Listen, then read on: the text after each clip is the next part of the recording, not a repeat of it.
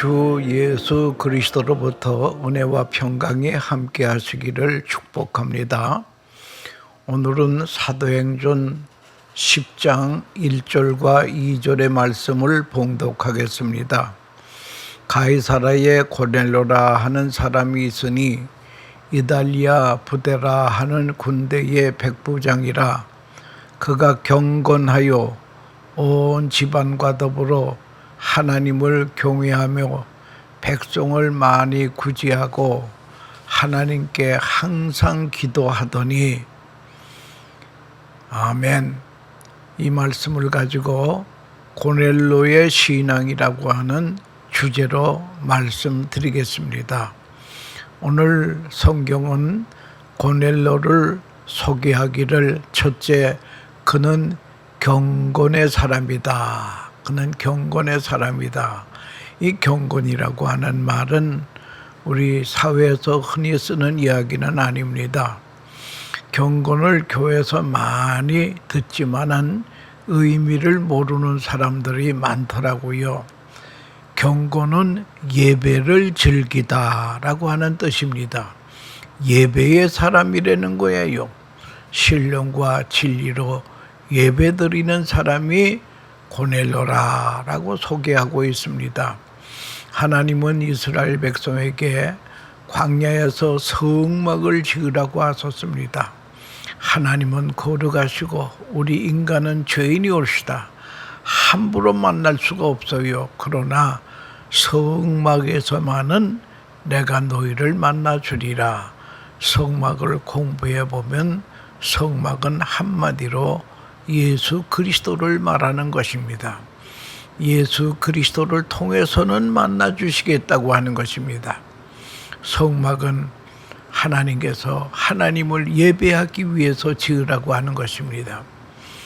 이스라엘이 430년 노예 생활에서 출애굽하게 된 목적이 하나님 앞에 제사를 드리는 게 목적이었습니다. 오늘날도 예배드리기 위해서 출애굽을 했다라고 하는 것입니다. 이스라엘 역사에서 열심히 예배를 드릴 때에 그때 이스라엘이 번성했습니다. 그러나 그들이 예배를 불성실하게 또한 잘 못 드릴 때에 그때는 하나님의 징계가 있었다고 하는 것입니다. 지금도 하나님은 예배자를 찾으십니다. 열심히 봉사하는 사람도 귀하고 착하고 선한 일하는 사람도 귀합니다. 최선을 다하는 사람도 귀한 것이지만 성경은 하나님의 그런 사람 찾으시는 것이 아니라 예배자를 찾으신다고 성경은 말씀하고 있습니다. 그런데 신앙생활을 한다고 하면서도 분주한 가운데 예배보다는 주변의 곳들에 시간을 소비할 때가 많이 있습니다. 예배는 우리 생활의 우선순위의 넘버원으로 삼아야 됩니다. 예배에 실패한 사울을 하나님이 버리셨고 예배에 성공한 다윗을 하나님께서는 내 마음에 합한 자라고 해서 모든 열왕의 기준을 다윗에게 뒀다라고 하는 것을 알아야 될 것입니다. 고난당한 수많은 순교자들이 예배 한 번 드리려다가 순교의 이슬로 사라졌습니다. 그러나 그런 분들의 순교의 피 때문에 우리가 지금 편안하게 예배를 드릴 수 있게 되었다고 하는 것입니다. 그런데 성공적인 예배를 드려야 되는데요. 성공적인 예배는 생활로 연결이 되어야 한다라고 하는 것입니다. 고넬료는 어떤 생활이 예배와 연결이 되었느냐, 그걸 우리가 배워야 된다고 하는 것입니다. 2절에 보면 그가 경건하여 온 지방과 더불어 하나님을 경외하며 백성을 많이 구제하고 하나님께 항상 기도하더니 라고 하는 그런 말로 되어 있습니다. 감리 교회의 창시자인 요한 웨슬레는 참으로 경건한 하나님의 사람이었습니다. 그의 일생은 하나님 앞에 온전히 헌신한 분이었습니다. 그는 아침마다 거울을 보면서 자기 자신에게 7가지를 질문한다고 합니다. 나는 항상 기도하는가? 두 번째는 순간마다 하나님을 즐거워하는가? 세 번째는 모든 일에 감사하는가? 범사에 감사하는가? 네 번째는 나는 욕심을 부린 적은 없는가? 다섯 번째는 두려워하는 일이 없었는가? 어떤 일에도 두려워했다면 믿음이 약했다는 증거입니다. 여섯 번째는 하나님의 사랑을 지속적으로 느끼고 있는가? 하나님은 사랑이십니다. 그리고 마지막으로 7번째는 나의 언행이 하나님을 기쁘시게 하는가를 거울을 보면서 매일 스스로를 질문했다고 하는 것입니다. 이것이 경건이 없이다. 금식을 하고 고행을 한다고 경건이 아닙니다. 웨슬레이와 같이 하나님 앞에 스스로를 살피며 자신을 재검토하는 삶이 참된 경건이라고 하는 것입니다. 그러면 고넬로의 예배는 이렇게 경건과 연결이 되었다고 하는 것을 알아야 될 것입니다. 본문에 고넬로는 로마 군인입니다. 점령지에 와서 근무를 합니다. 그는 로마 군대의 백부장입니다. 군인 중에도 백부장이 가장 중요한 직책입니다. 왜냐하면 전쟁이 났다 하면 100명의 부하를 거느리고 전쟁터의 맨 앞에서 싸우기 때문입니다.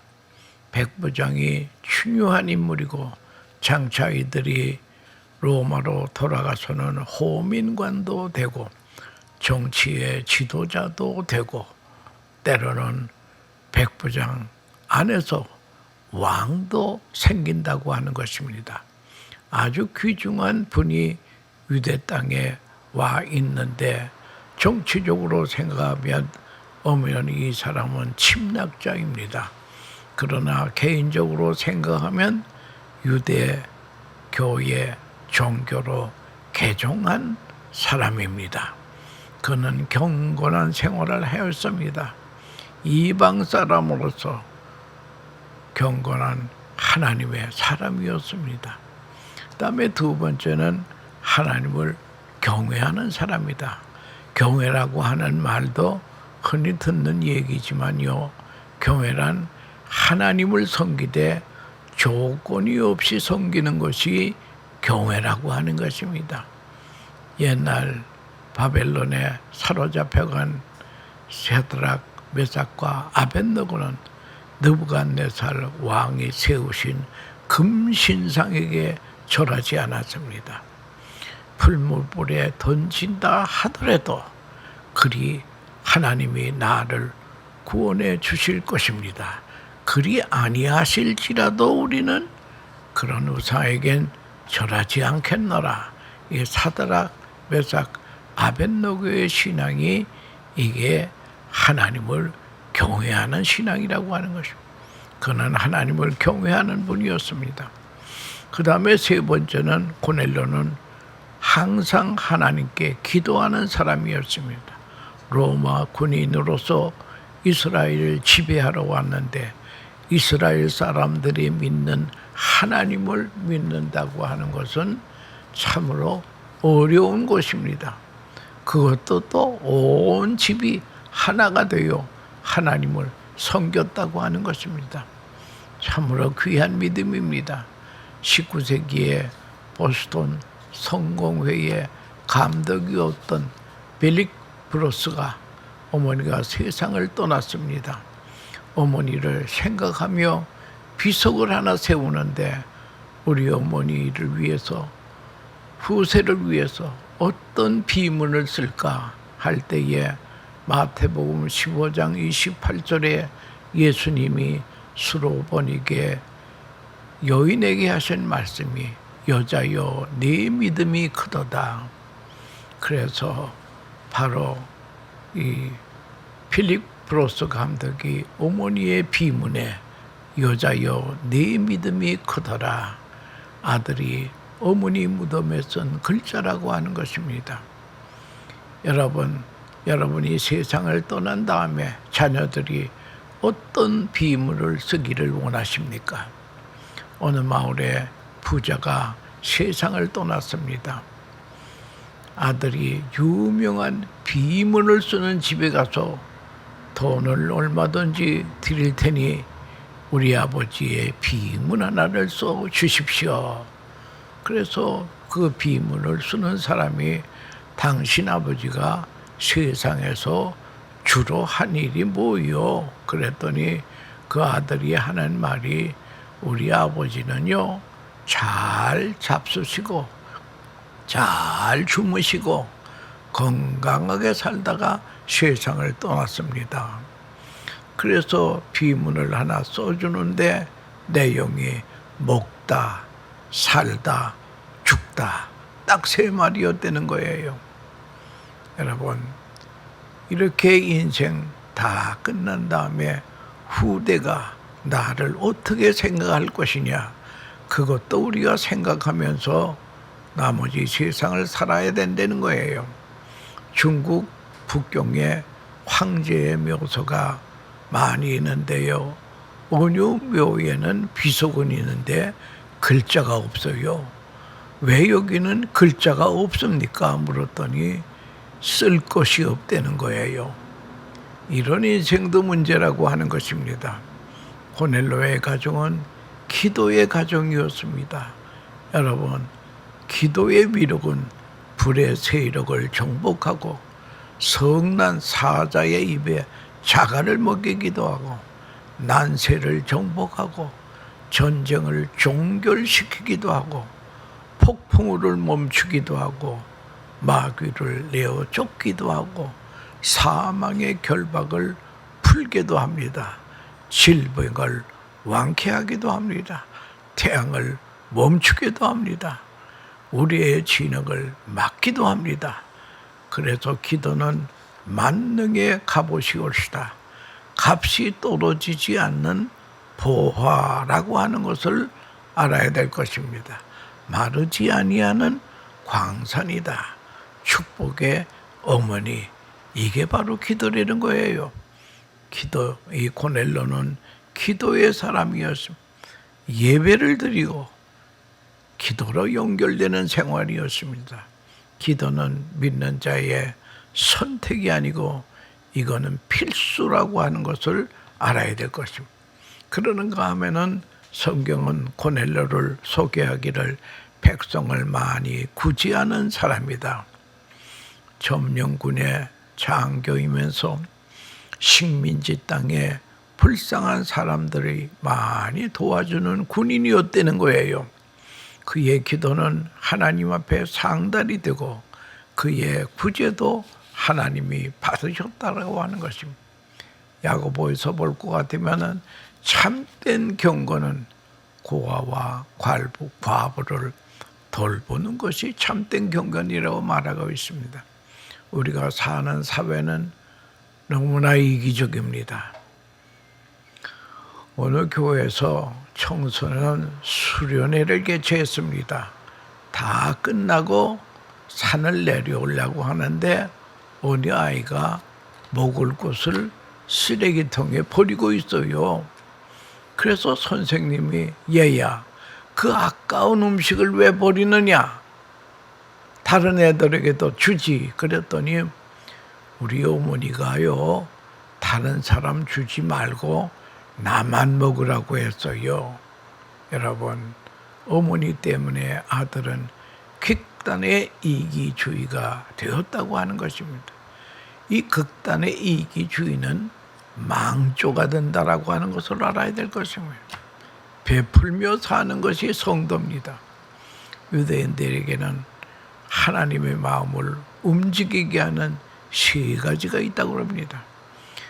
첫째는 회개, 죄를 지었으면 하나님 앞에 회개하는 것입니다. 그 다음에 하나님 앞에 기도하는 것입니다. 그 다음에는 세 번째가 구제하는 일, 회개와 기도와 구제, 이것이 하나님의 마음을 움직이신다는 거예요. 최후의 심판날 우리에게 묻는 것은 다른 것이 아니에요. 이웃에 대한 관심, 긍휼이 있었느냐 없었느냐. 여러분, 긍휼히 여기는 자가 긍휼히 여김을 받을 것이요. 또 성경을 말씀합니다. 긍휼은 심판도 이긴다. 그래서 우리가 인생을 살 때에 긍휼의 마음을 가지고 긍휼의 씨를 뿌리며 이 세상을 살아야 된다라고 하는 것입니다. 그래서 시편 41편 1절에 빈약한 자를 도와주는 자가 복이 있으며 재앙의 날에 저를 도우시리로다. 여러분, 이 말이 뭡니까? 내가 평소에 불쌍한 사람을 도와줬더니 내가 재난을 당할 때에 하나님이 우리를 도와주었다고 하는 것입니다. 빈약한 자를 도와주지 않는 사람은 재앙의 날에도 하나님의 도움을 받을 수가 없다는 거예요. 여러분, 부자와 거지 나사로의 얘기가 있지 않습니까? 이 부자의 죄는 돈이 많은 게 죄가 아니에요. 부자의 죄는 다른 것이 아니라 자기 문전에 있는 불쌍한 나사로에 대한 무관심이 옳습니다.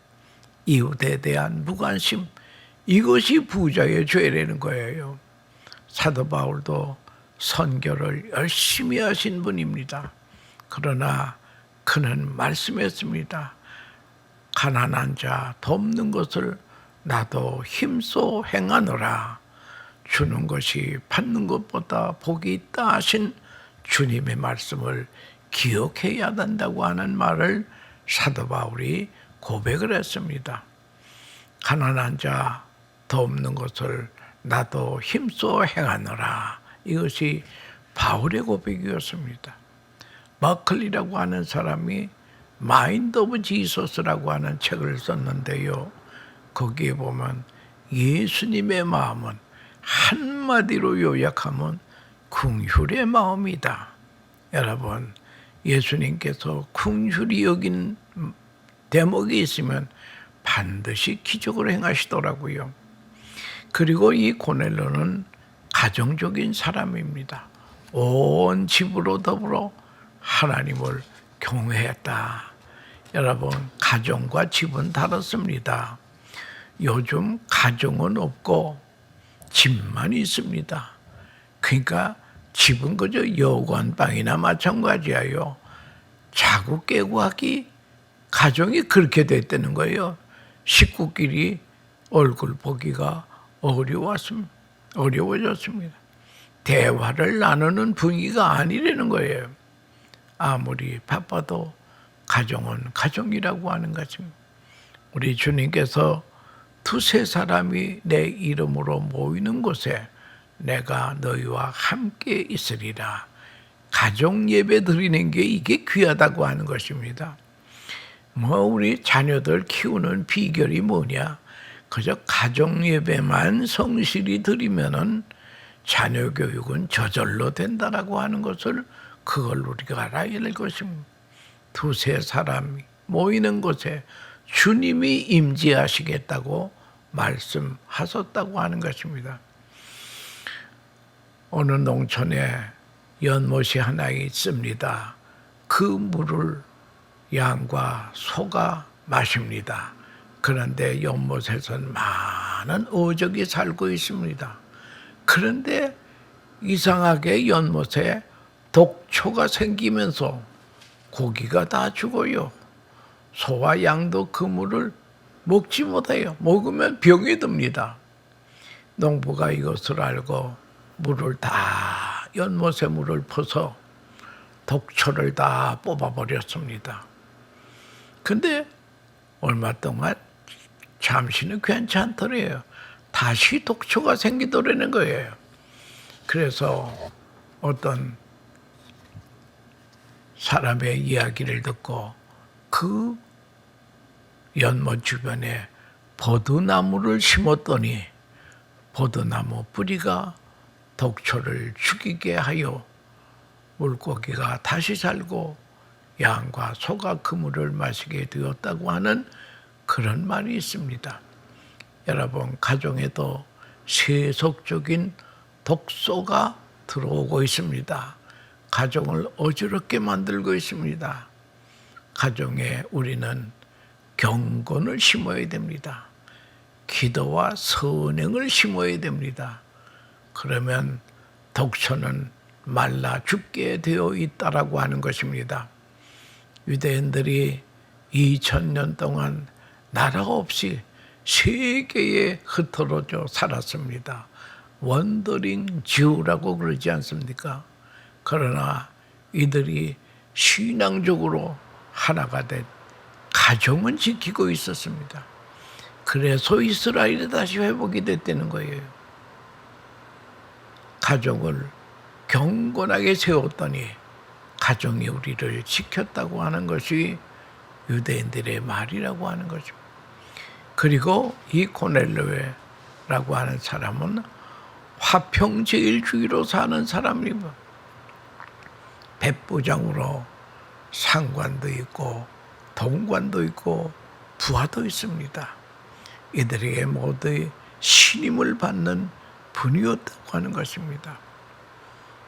독일의 어느 작은 마을에 피아니스트가 연주회를 열기 위해서 광고를 냈습니다.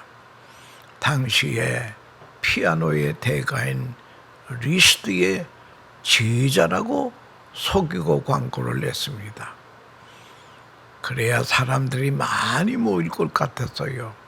그런데 공교롭게도 그 마을에 리스트라고 하는 유명한 피아니스트가 방문을 하게 됩니다. 그래서 이 청년은 이거 큰일 났구나. 내 거짓이 탄로가 되겠구나 하고 근심하고 있었지만은 용기를 내서 리스트를 찾아갔습니다. 무릎을 꿇고 잘못을 했다고 빌었습니다. 제가 선생님의 이름을 도용했습니다. 그랬더니 리스트가 하는 말이 당신은 크게 잘못했어. 그러나 사람은 누구나 실수가 있는 법이요. 이제 내 앞에서 피아노 연주를 해보세요. 그래서 피아노의 대가 앞에서 피아노를 연주합니다. 그랬더니 그 피아노 대가인 리스트가 중간 멈추게 하고 고쳐줍니다. 연주가 마치자 리스트는 단 한 번이라도 내가 당신을 가르쳐 주었으니 당신은 이제 내 제자요.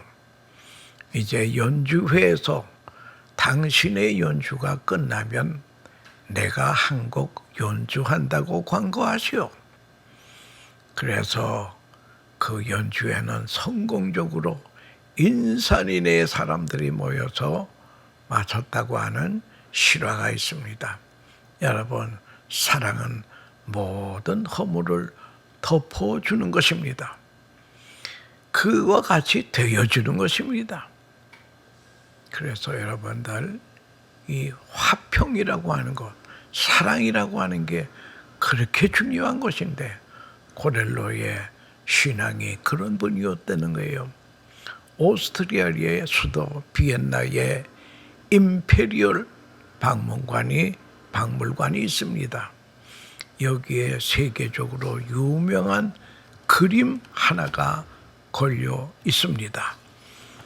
그 그림은 무엇인가 하니 로마 황제가 성당으로 들어가려고 하는데 주교가 가로막는 그림이올시다. 황제는 주교에게 말하기를 나부터 죄인이 아닙니까? 그러면서 황제는 1,500명이나 학살한 죄를 변명하라고 했습니다. 이때 주교가 하는 말이 다윗의 죄를 모방하시려면 다윗의 회개도 모방하시오 할 때에 이 황제는 바닥에 엎드러졌다는 거예요. 그때의 그 황제가 데오도시우스 1세였고요. 그때 그 주교는 누군가 하니 그 유명한 암브로시우스 주교였습니다. 이분이 어거스틴을 회개케 한 분이라는 거예요. 여러분, 복음 전도란 죄인을 하나님께 화목하게 하는 그런 것이라는 거예요. 그리고 이 고넬로는 어떤 사람인가 하면은 영적으로 갈급한 사람이었습니다. 심령이 가난한 자는 복이 있나니 뭐 경제적으로 가난이 아니에요. 영적으로 갈급한 사람을 심령이 가난한 자라고 말하고 있습니다. 고넬로는 기도하는 시간에 기도하는 사람이었습니다. 이스라엘 사람들이 기도하는 시간에 그늘 같이 9시 기도했습니다. 이 사건으로 복음이 이방에 전하게 되고 하나님은 필요한 사람을 만나게 해주십니다. 베드로와 만나게 해주시는 거예요. 하나님은 동시를 묶어주시는 분입니다. 이방 사람에게도 성령이 임하시게 되는 놀라운 일이 있었습니다. 그러니까 고넬로는 이방 사람 중에는 최초의 세례자요, 최초의 성령 받은 사람이 되었다고 하는 것입니다. 이방인이 복음을 받게 되고 성령을 받게 되어, 여러분, 그리스도의 복음은 예루살렘에만이 아니라 이제는 땅끝까지 전파되는 그러한 일이 고넬로를 통해 일어났다는 거예요. 성경에는 없습니다마는 전설에 의하면 고넬로는 로마로 돌아가서 교회를 세웠다는 것입니다. 그래서 사도 바울이 로마에 가기 전에 벌써 로마에 교회가 있었습니다. 그래서 고넬로의 신앙을 우리가 본받아서 우리 집에도 천사가 방문하는 그런 복을 우리가 받아야 된다라고 하는 것입니다. 가이사라에 고넬로라 하는 사람이 있으니 이달리아 부대라 하는 군대의 백부장이라. 그가 경건하여 온 지방과 더불어 하나님을 경외하며 백성을 많이 구제하고 항상 하나님께 기도하더니, 여러분, 이런 사람에게 천사가 방문해 가지고 복음이 세계에 전파되는 역사를 이루신다라고 하는 것을 알면서 우리 고넬로의 신앙이 내 신앙이 되도록 우리가 하나님께 구하고 성령님의 도움을 구해야 되겠다고 하는 것입니다. 오늘은 이만큼 말씀을 마치겠습니다. 감사합니다.